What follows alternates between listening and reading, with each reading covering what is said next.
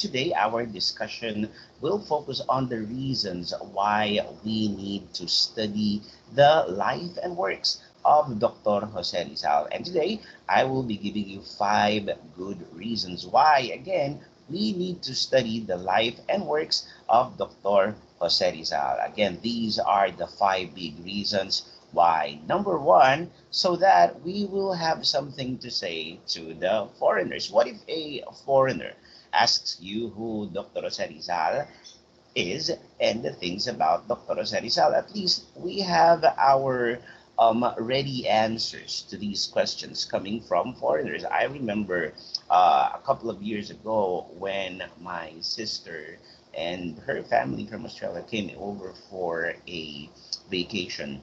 We went to the National Museum in Manila, and as you can see on your screen there, that is my niece, and we were introducing her to Dr. Jose Rizal, and her question was Dr. Jose Rizal rich?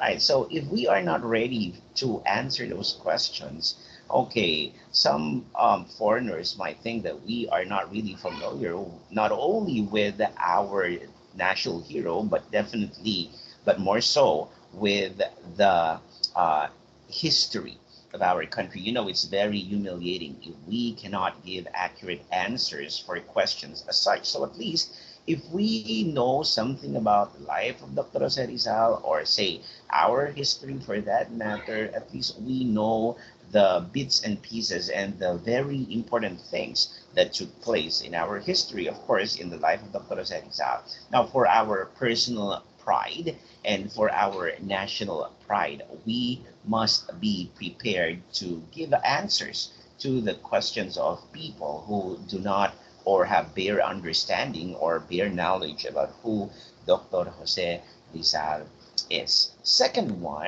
one of the reasons why we have to study Dr. Jose Rizal is that he is the father of the Filipino nation. He made all the natives of our archipelago realize that we are all Filipinos, that we are one nation. Now, when you talk about an archipelago, at least historically, when you say an archipelago, this is a country made up of islands, right? And of course, the Philippines being made up of more than 7,000 islands. Um, of course, we know that this is an archipelago, but just for a trivia, do you know that the biggest archipelago in the world is our neighbor in Southeast Asia? And that is Indonesia. That is the biggest archipelago in the world. But more than that, of course, our discussion here will be focusing on Rizal. Okay, making realize all the natives, all of us, okay, that we are Filipinos and that we are a nation. You know, before Rizal's time, that is not the belief of the natives, right? There is no Filipino nation at that time. Now, how did Rizal accomplish this? Now, here's the story. Before the coming of the Spaniards, the Philippine archipelago was inhabited by Malayans, proud Malayans, all of us here, right? Now, these are the brown-skinned people of Southeast Asia. Now, the Malayans lived in barangays, and each barangay was ruled by a datu. Now, each barangay was like an independent kingdom, having its own ruler, having its own set of laws, having its own army, and of course, they have their own traditions just the same. Now, each barangay looks at another barangay as another state or another kingdom. That's why there is so much division, okay, amongst the people at that time, because again, we are not known to be a nation yet. There was no concept of a nation. There was no idea that they belong to one big country. Say, the people in Barangay A do not consider the people in Barangay B as countrymates. They are a different state and they are a different kingdom. The term Filipino was not yet invented at that time. Now, during the Spanish era, the Spaniards introduced these terms. You have the term Indio, the term Peninsulares, and the term Insulares. Now, when we speak of Indio, okay, the Spaniards referred to the native of the islands as the Indio, the Malayans, meaning us. And when you talk about the word Indio, definitely this is a derogatory term, okay, which means stupid, inferior, and barbaric.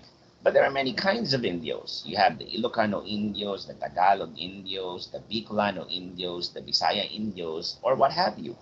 Now, the Spaniards never told the Indios that they belong to one country, one nation, because that would be defeating their purpose, definitely, of invading the country.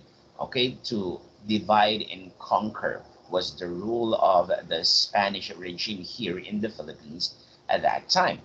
And of course, the Peninsulares. When you speak of the Peninsulares, these are the Spaniards born in Spain from the word peninsula, because Spain is a peninsula. So a Peninsulares means those people who were born in the peninsula. And then you have the term insulares. When we speak of the word insulares, these are the Spaniards born in the Philippines but are natives of Spain.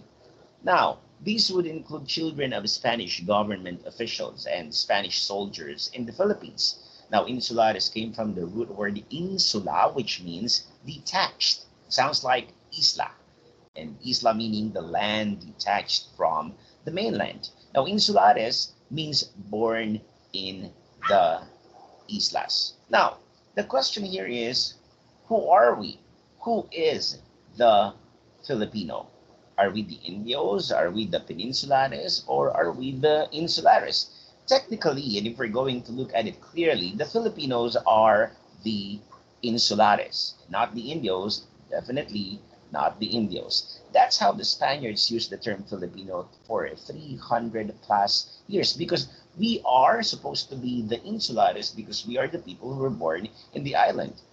Okay, the natives were not called Filipinos until they were called as such. Now, Dr. Rizal changed things. He started to call himself a Filipino. He argued that the term Filipino must be applied to the natives, not to the Spaniards who were born in the islands, because the true Filipinos are the brown-skinned people of these islands. This can be reflected, and this was reflected in his essay, The Indolence of the Filipinos, where he referred to the natives of the islands as the Filipinos. Okay, the other natives got the cue from Rizal. The other people, the other Filipinos got the cue from Rizal and started to apply the term to themselves as well.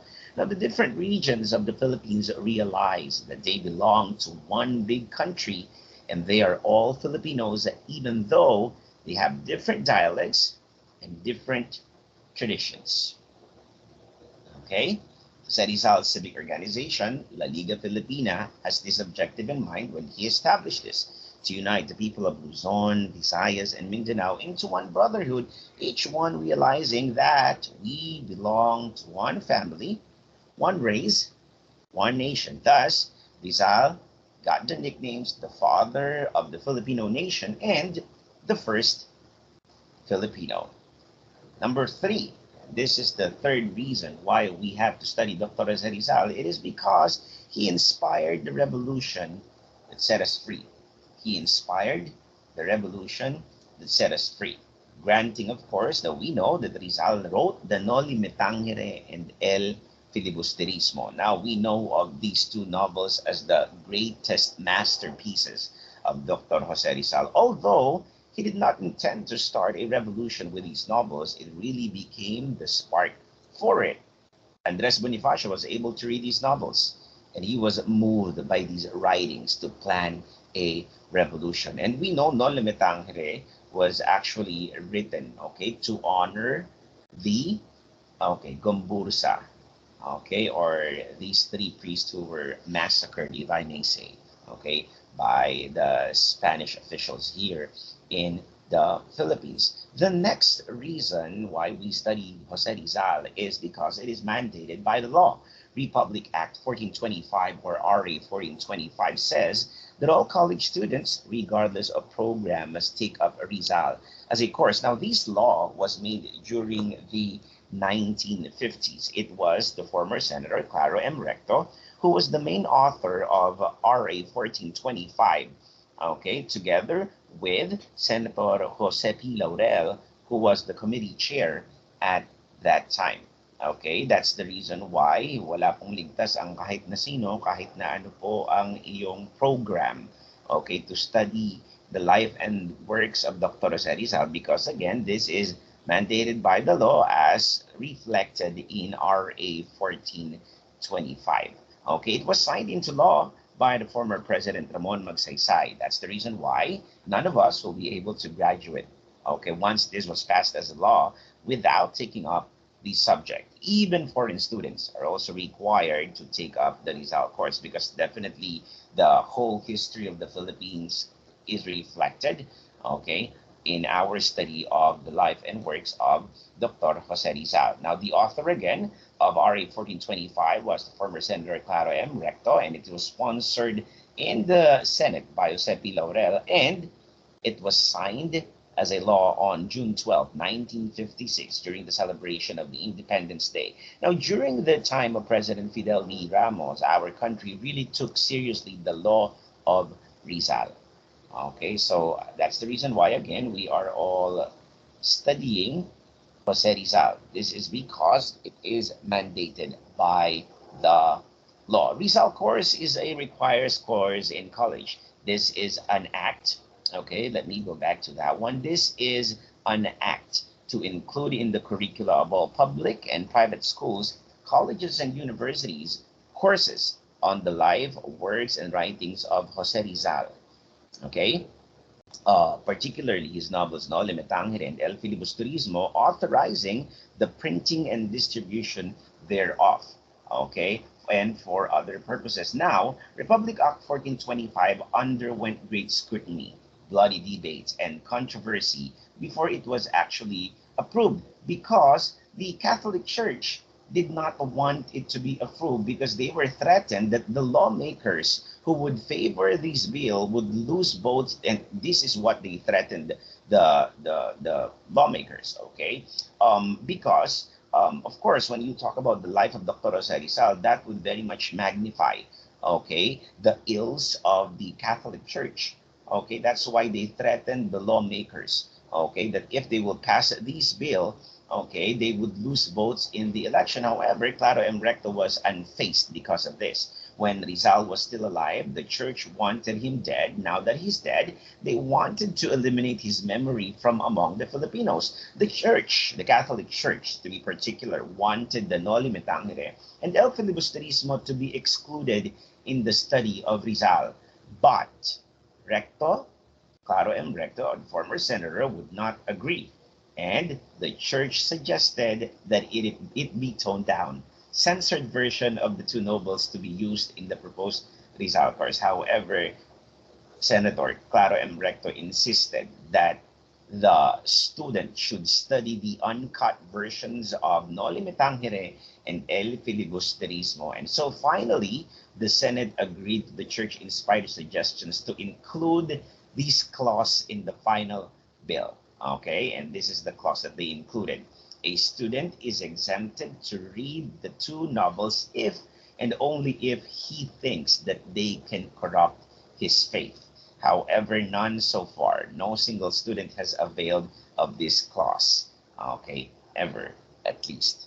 Okay, now let's proceed with this one. Of course, lastly, the last reason why we are studying Dr. Jose Rizal is for our nationalism to live on. You know, our by studying Rizal, it will add up to our sense of being a Filipino, that it will give us more pride in being a Filipino, and hopefully that will spur our love of our country even more, because we will pass this virtue as well to our children and grandchildren, so that we will be able to build a generation of passionate, nation loving Filipinos, and that would hopefully contribute to these goals.